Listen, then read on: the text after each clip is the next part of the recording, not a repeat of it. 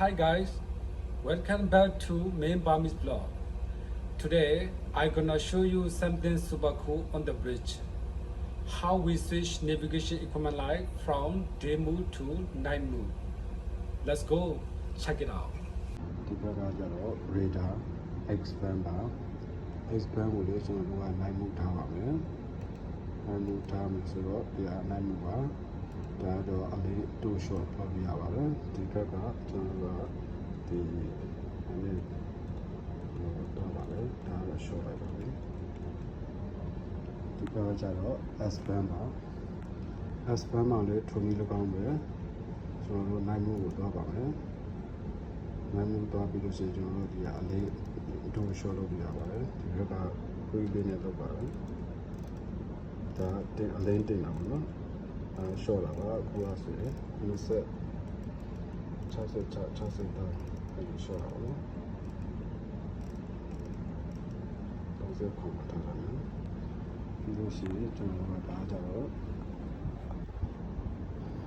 ဂျိုင်ရိုကကျန်လို့မှာကျွန်တော်လိုက်မှုတစ်ချက်နဲ့နေတာရပါပြီဒီလိုရှိရင်ကျွန်တော်တို့ဒီက band wash ပါ band wash ရကျွန်တော်တို့အလင်း shot တာကတော့ဒီခလုံးနဲ့ပြပါတယ်ဒီက shot ပြီးသွားလို့ရှိရင်ကျွန်တော်တို့ uncall ဆိုတဲ့နိုင်တယ်ရပါတယ်ပြန်တင်မယ်ဆိုရင်ဒီဘက်ကလည်းလိုက်ပြီးတော့ပြန်တင်မယ်ပြီးလို့ရှိရင်ကျွန်တော် uncall ပြတာပေါ့နော်အခုကတော့ပြန် shot ပေါ့ဒါတော့ band wash ရဒီမှာပါဒီကကျတော့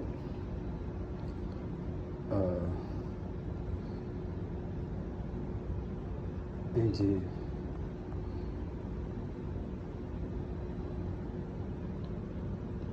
ကတော့နိုင်မှုကိုတစ်ခါလေးနှိုက်လိုက်တာလည်းရပါပြီအင်ဂျင် control panel